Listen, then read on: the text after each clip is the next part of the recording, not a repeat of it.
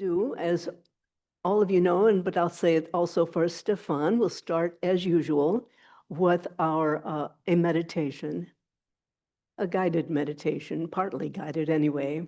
And then we'll have a short break, after which I will be giving a talk, not very long, because I want to leave a lot of time for discussion after that. And I will just say in opening that this talk is actually kind of the second time around. The first time around that I was going to give it, and I call it What I Wish I'd Been Told, a map of the spiritual journey. The first time it was online, and that was going to be the talk. And then we had no Zoom, and we had no mics that night. So I just decided to do a spontaneous evening that evening, which was actually, I thought, fun, and to do it tonight when we have the Zoom people and also have mics. So that's where we are. And why don't we start with a meditation and inviting you, first of all, just to relax and become present right here.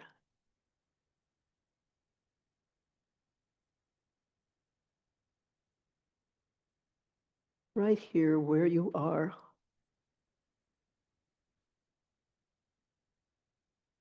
Whether here is here in the sanctuary, or at your home, or elsewhere. Just experiencing for a moment. Experiencing the feeling of your feet on the floor, grounded wherever you are.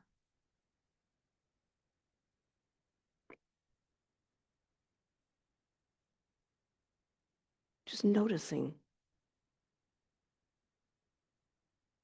the experience of your feet.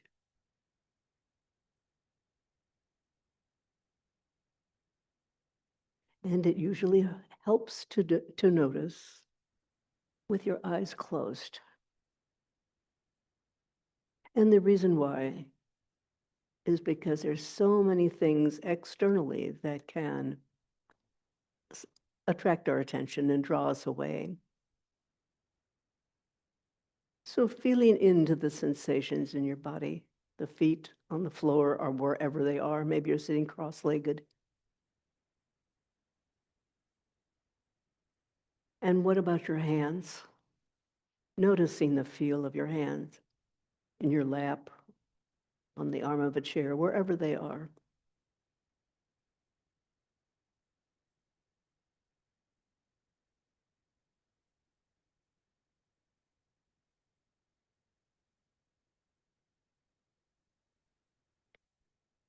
And now I invite you to take a slow, long inhale, allowing the breath to go into the belly, and then a slow exhale. And a second one.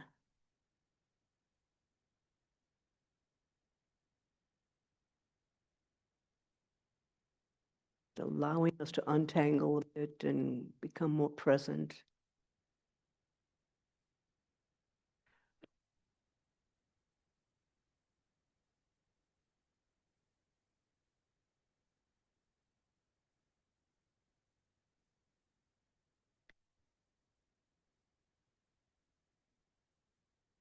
And now I invite you simply to rest in whatever your usual mindfulness practice is, if you have a practice. And if you haven't had a mindfulness practice, let me suggest just noticing your body, the sensations in the legs, in your seat, on the chair or the pew or cushion, wherever you are. In your own time, scan through your body. Become aware of the sensations, whether they're pleasant, unpleasant, meaning perhaps a little painful, maybe very painful, or neutral.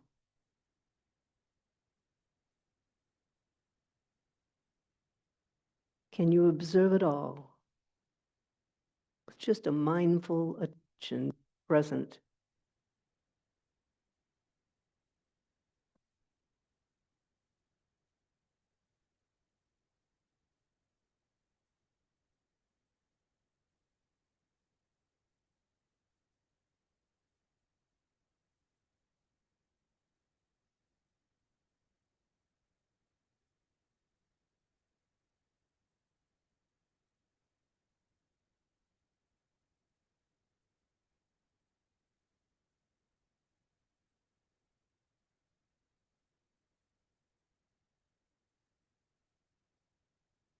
And of course, when thoughts arise, it's not a problem. The mind does that. Thoughts think, they think themselves. Just noticing perhaps they've taken your attention and letting them go, and resting back with the body and its sensations.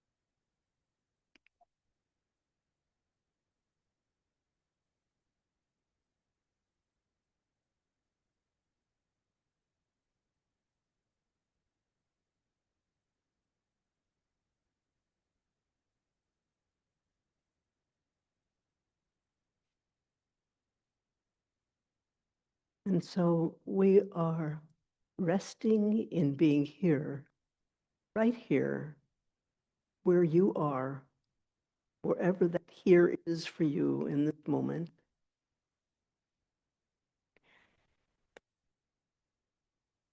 And I want to invite you now to let go of the attention that you are paying to the body, stepping back even from that, and just rest in the very presence that is here. What does that mean? Can sound confusing.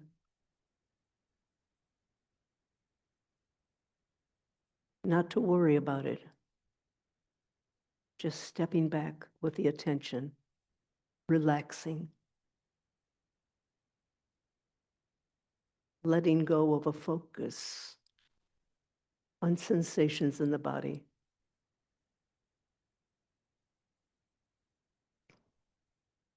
And when thoughts arise, or maybe questions in your mind, like what's this all about? Let go of those also.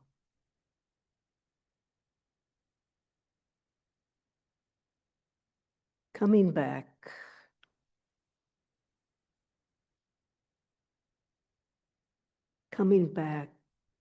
or down to something you deeply know. Each one of us deeply knows it. Just relaxing into it.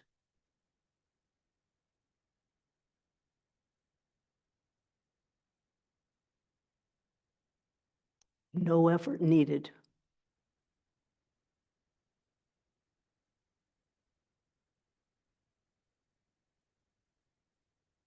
And when thoughts arise, and they will probably, again, let go again and again.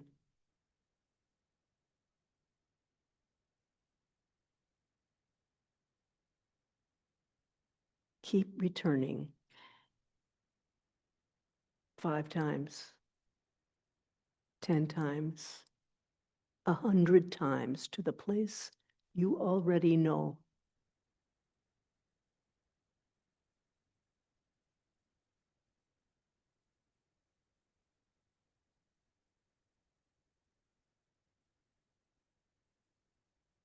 That which you've known since you were a newborn babe.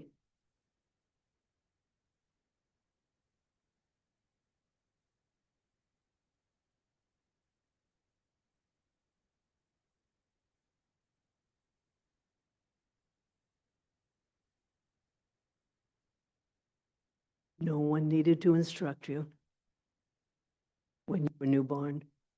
You just were.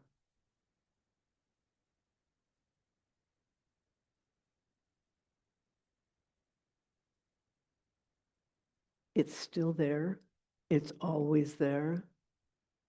And you know it intimately.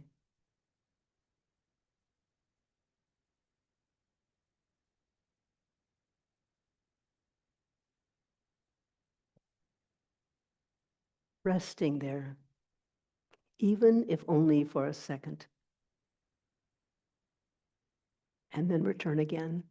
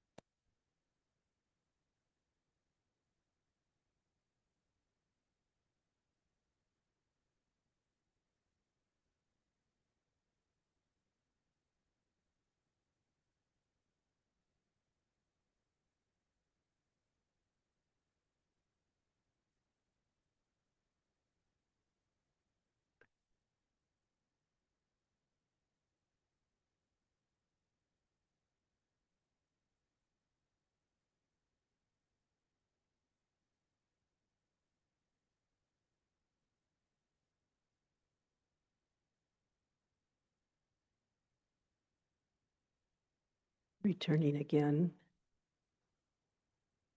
and again. Resting again and again in this quietest place within.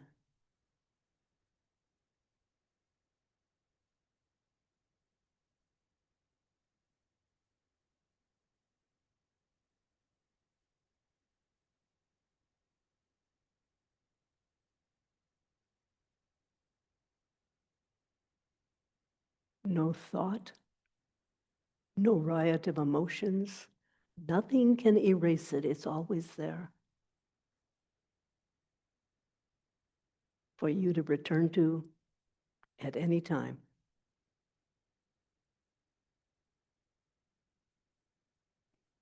Finding it, resting.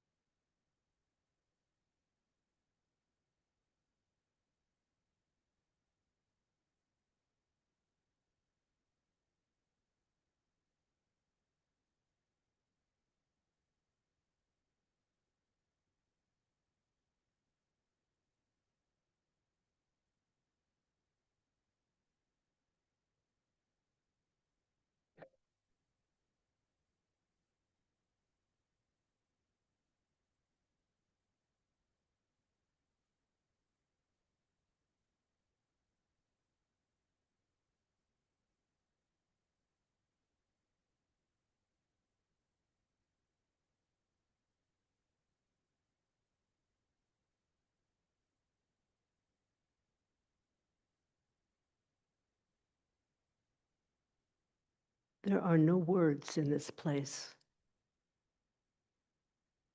It's still and silent and peace.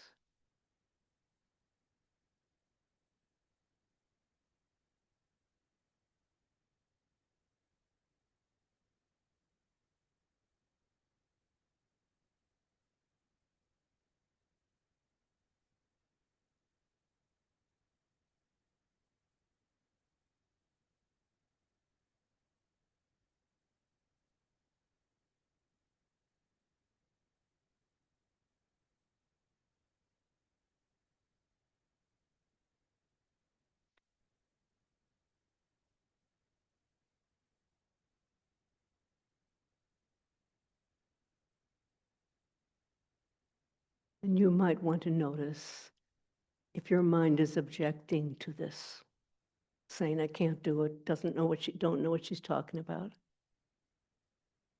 All is well. You do know it. Keep resting.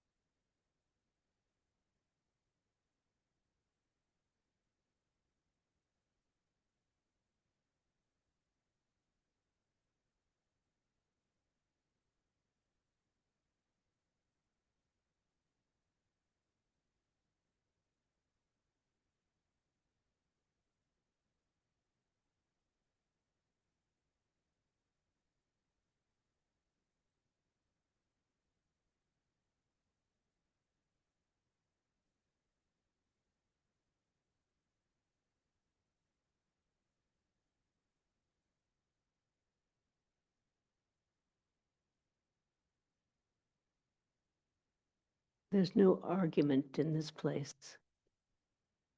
Placeless place, really. No comparisons. No fears or debates.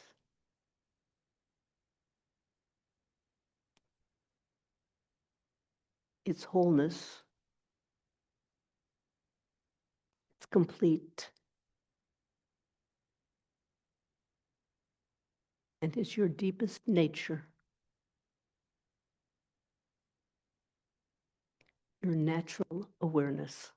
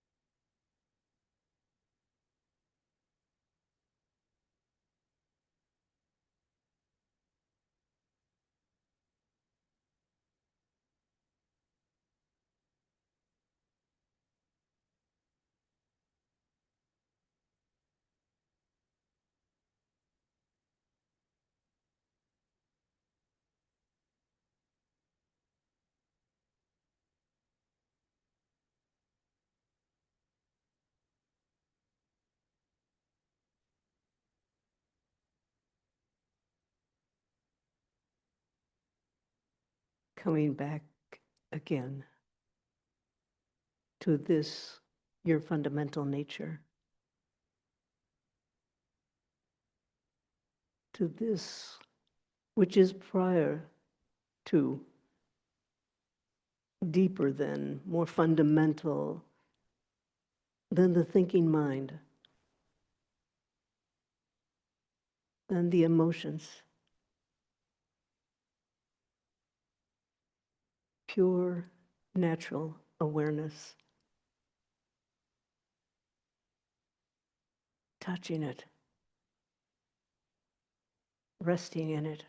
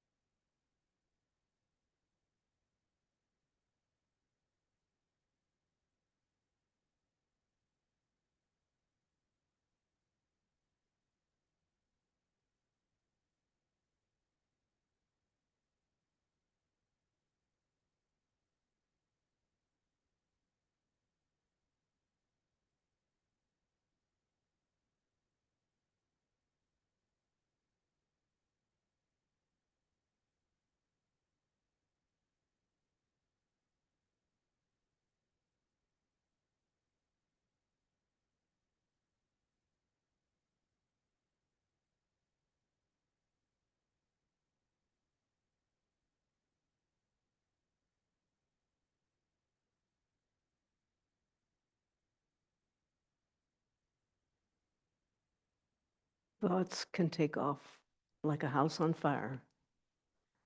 There's raging all over the place. And emotions, like a roller coaster, the ups and the downs. So fast sometimes it's hard to follow. But this is present all the time. Nothing can disturb it. Nothing can erase it. It's always there for you to rest into.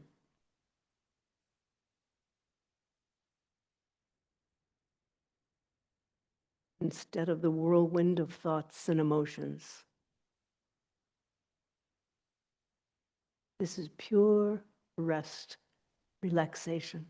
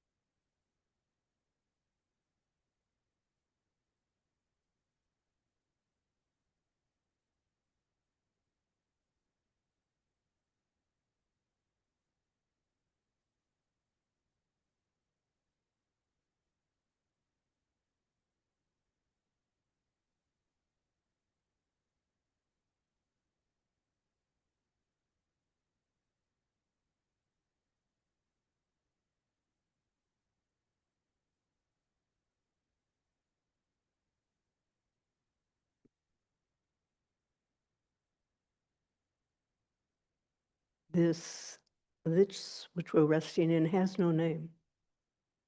And it has many names. So we like to identify things. Not to let the names confuse you. Pure awareness, natural awareness, Buddha nature. Some have called it God. Whatever. Touch into the reality of it for yourself.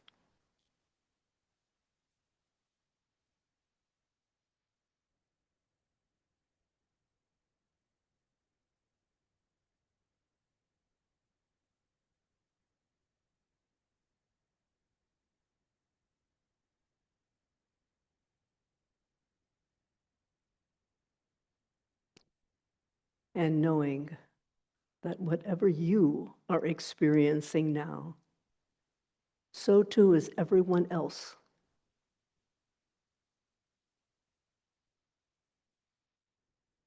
So too can every other human being, all 8 billion of us, experience if they were to choose to rest in it. We all share this. It is this level, our common humanity, this deepest level, shared being. Way beyond likes and dislikes, nationality and gender and education and race and all the other identifiers. This is it, the shared being.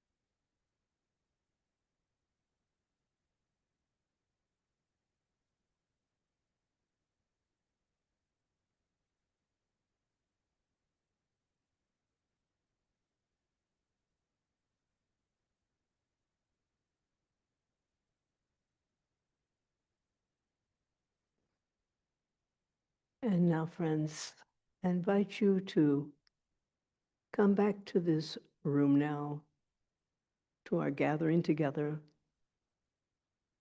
And when you're ready to open your eyes,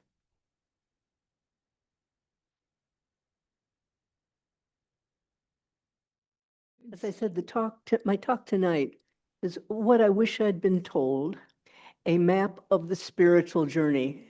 And I will say this is part one. There are going to be two parts to it. So I will say that, I've been on a spiritual journey knowingly for a long, long time, as you maybe can guess by looking at me. It's almost, well, what to say, 60 years. That's a really long time, a lot of decades. And I'll say along the way, there's really been a lot of confusion. And I think for me, but I think that's typical for being on the spiritual journey. I'm never quite sure where it's going. And I thought, first of all, it might be useful for me to just say what I understand as the spiritual journey, because a lot of people would have very different ideas. And that is the journey into the big questions that we ask ourselves about what is life and what is death and what's true and real, what's truth, what's sacred, and how do all that affect our daily life? In Zen, they call this the way-seeking mind with a capital W. It's the journey of the way-seeking mind, the mind that really wants to look into what's it all about. And I think probably all of us, you wouldn't be here unless some of that has a real meaning for you, a pull for you. So what I wanted to point out that I think that we owe it to ourselves as truths. We're truth seekers. And I think to have some idea, an overview, a map of the spiritual journey is useful. It's important. I think we owe it to ourselves. And honestly, I suspect that there are a lot of people who don't really think about it. We just get into practice, and then we think of what our practice is and whether it was a good practice, a bad practice. And, we go with a kind of a microscopic vision. I think that an understanding of the broader perspective of where this is going can be very helpful. At least I know if I had been told some of this a long time ago, I think that it would have cut through some confusion. So I'm sharing with you tonight some of the things that I have experienced and discovered, and recognize this is a map that I'm sharing, mine, not just mine, but anyway, you may not agree, and that's fine. I offer it and hope that it will be useful for you, and of course you will change, accept or not, as you wish. As I said, I'm going to be pretty brief because I want to leave time for a discussion afterwards. So we'll start off in saying the Buddha's teaching, to put this into a Buddhist context, was a graduated path, is what it's called. The Buddha taught in many layers. He taught truth, but he taught it in different layers of understanding. And he called, looking at the whole thing, he called it all, each layer, he called a blessing supreme. Those were his words in one of the scriptures. It's not like, oh, that one's not so good because here's a higher layer. All of it is good. And I say that now because we're all in different places. So this is not to set up some kind of comparisons, but just to offer something for us to hold in mind and accept or not. So starting out, the Buddha gave, as we all know, some really practical, important practices and guidelines for navigating daily life, for how to get through daily life. He started with the idea that we all are familiar with, that we are a person, we are an individual, a sense of self, an I, an ego, who has a lot of suffering. Because as soon as you're a person, for sure you've got suffering. That's just the nature of being a person. We'll talk more about it in a minute. The Four Noble Truths. There's suffering in life. And from that, as we all know, he just expanded practices that will help us as individuals reduce our suffering. And how do I suffer less? What should I do? How can I be more loving as a person in my life? How can I have less pain? How can I be more compassionate, more mindful? Those are the kind of questions that he dealt with. And we know it's not easy to practice with them. It takes a lot of courage. Courage because we are called on to take a look at our own conditioning. That's hard. It can be very humbling. Well, I'm not going to discuss that at great length. I think we all know that who've been into this practice for a long time. Eventually, as we practice, we come to see, this is not only about me, but how can I, as a person, help make changes, improvements, add something of value to this life, to the others around me. And we become perhaps engaged in various activities, whether it is social action, whatever. But we're aware of community. And that too is an expression of the Buddhist teachings. And at the same time, I think all of us have had the questions that go beyond this, that go beyond the question about myself and how I'll do this best for myself. And we have questions about, what's this all about? What's true? And that too is the spiritual path. So it begins with this initial teachings of the fundamental teachings, which are so important, and moving on to teachings that actually become less personal, except we can passionately be involved with them. I think the best way, or the clearest way to talk about the spiritual journey is to use the image of a cross, which I know many of you have heard before. Two axes. This isn't the Christian cross. Two axes. The horizontal level is the level on which we live, the reality on which we live, the day-to-day reality on which we live, in which is a past, a present, and a future. The day-to-day reality on which we live, in which there's a me, each one of us has a me, and there's a you. That's the day-to-day reality. And as soon as we have a me and a you, we can learn how more powerfully, through the Buddhist guidelines, to live our daily life. And this is important. This is our practice. This is, by the way, the level in which our insight tradition focuses on this horizontal level. A drawback to living with the sense of self we've all experienced in spades. It's suffering. The drawback, as soon as we identify with the sense of self, a me, then there's a you. Obviously, you can't have a me without everything else out there is something other. And as soon as you've got something other, there are things that I agree with and like, and there are things I don't agree with and don't like. It's just inherent. That's why the Buddha said there is suffering in life.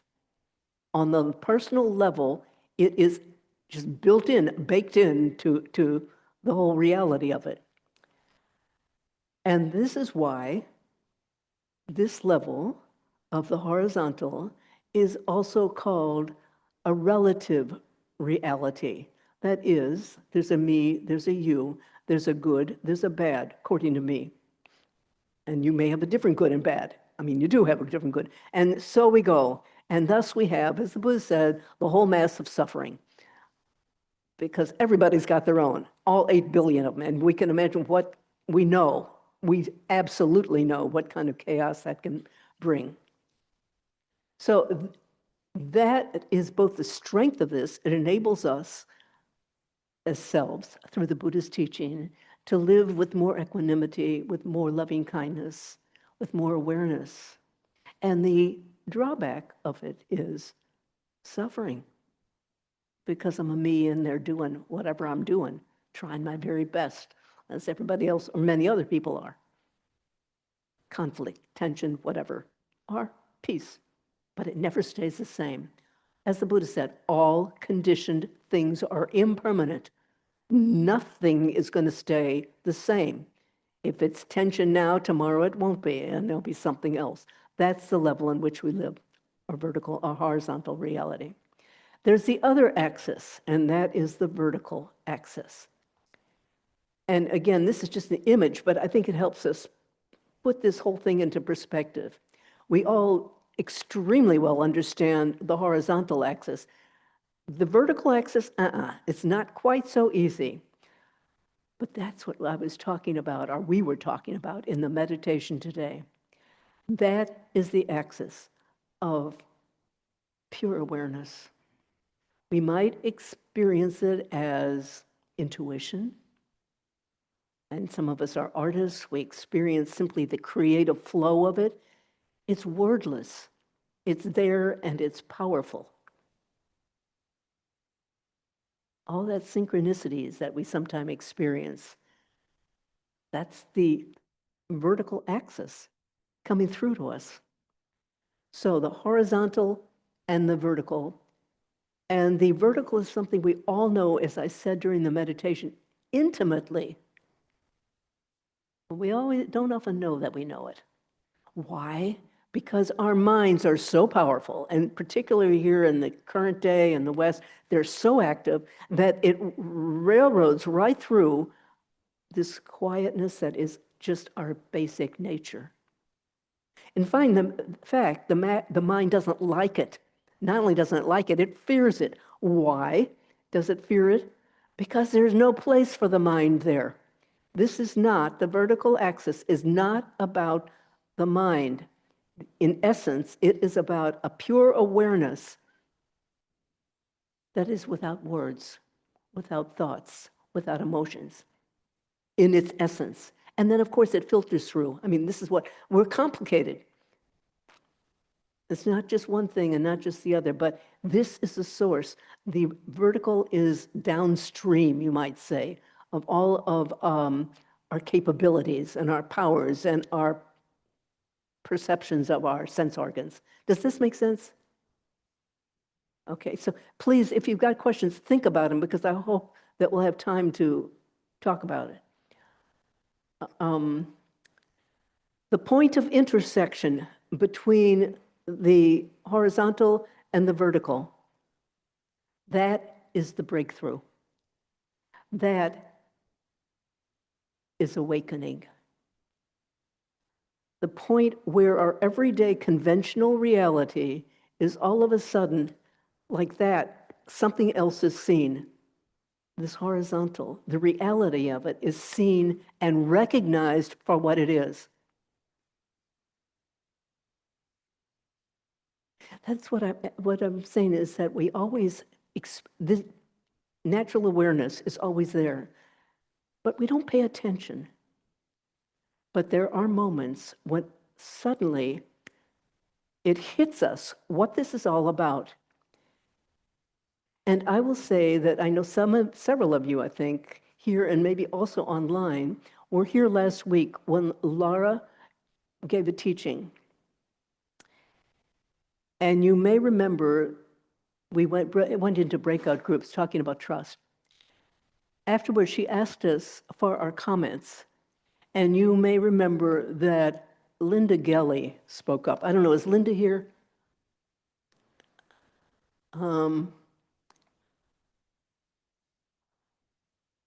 Yeah, she's not here. Well, Linda Gelly spoke up last week about that breakout group. And you may remember she started crying as she spoke about what that was. And then she started laughing. And she said, I don't even know what I'm talking about. And I'll give you a little background. The breakout groups were about trust. We were asked to discuss what we can trust. And I was in a breakout group. There were 4 of us, so each of us had maybe 2.5 minutes to talk max. And I did talk for whatever, it was 2.5 minutes. And what I said, basically, was what we can trust. The only thing, finally, we can trust, is natural awareness. I don't remember the words I use, but that's what is always present. Everything else comes and goes. Our beloved, our whatever it is, they come, they go, they change. But we can trust the natural awareness that we are. And I said, this is sacred. I remember saying that. I will say, Linda heard, not the words, not because I was so eloquent. Linda dropped down below the words. She saw what was being pointed to. She recognized it. It was an awakening. She had an awakening there. And we talked about it briefly in emails afterwards. And here's what she said in her email. Linda, if you're here, I don't think she is up there. I'll read your sentence. She said, it's as if I'm known to myself in a new way I'd never quite experienced.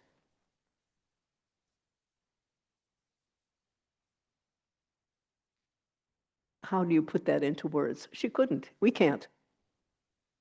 But you can experience it for yourself, as Linda did. Not, again, it wasn't because I was eloquent. It was because she listened to what was being pointed to. They moved her to go to what's being pointed to drop the words. This is what the invitation to all of us is. Drop the words. You've heard the words. You'll keep hearing the words. We'll keep saying the words. But the reason why we keep saying the words is to let that pull that's within you, that longing, that yearning that's within you, touch the reality of what you are. It's already there. So it's a stunning, once that happens, it's a stunning rearrangement of your relationship with the world.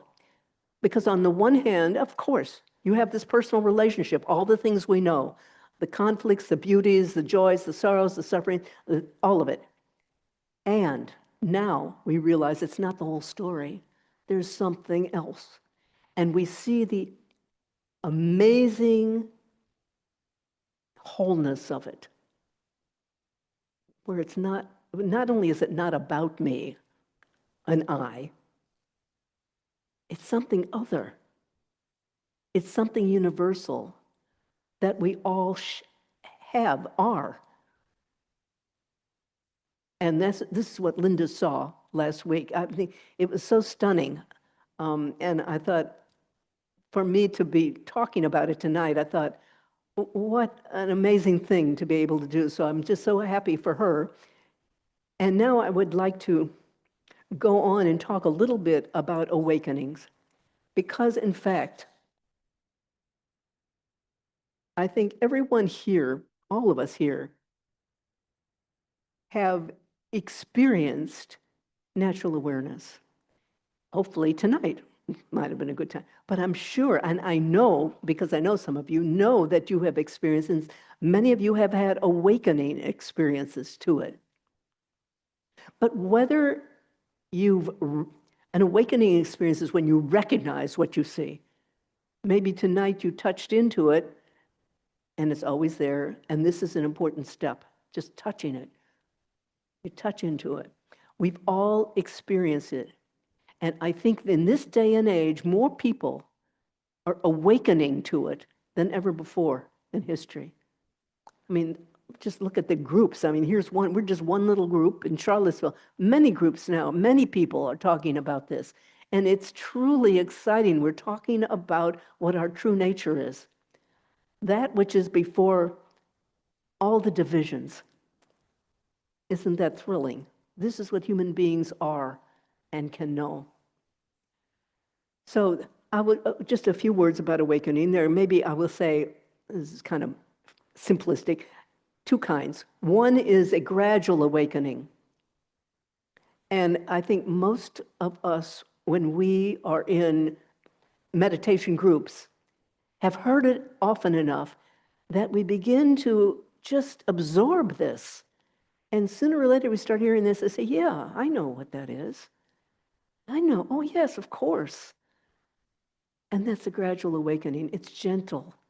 It's very beautiful. And the other kind of awakening is the sudden awakening, where it hits like a ton of bricks, and it can be shattering. And that's the kind I had many a year ago, and which someday I'll talk about here. I've told some people already, maybe you've heard it. But it's comes like that, and all of a sudden, the whole world, your whole world changes. It can happen, especially when you haven't heard about it before, which was my case. So sudden or gradual. So then the mind goes to, well, which one is better? You know, you hear people talk about a sudden awakening and wow, the light bulbs and the drama and all that. No, it makes no difference at all. It's all about awakening. It's just the mind that wants to get into its little pretzel, and try to figure out, okay, which one is better? Which one do I want or like better? Or which one do I wish I had? Or blah, blah, blah, blah, what the mind does. Awakening simply is, and it's a blessing. It's the blessing. Human beings, we are all capable of it. So what I thought would be useful to do right now, it's later than I thought. Yikes. I'm not going to talk about misunderstandings. I'm going to leave that for another time, next time I talk. This is something that is deeply inside of us, and people throughout history, people in contemplative paths, where they maybe meditate, and those who have no idea, have experienced it. So thank you for asking. It isn't, but it can be very helpful. And so it is 8:31, and I'll continue with this. This is not the end of it. There'll be another another talk in a few weeks. Thank you, everybody. See you.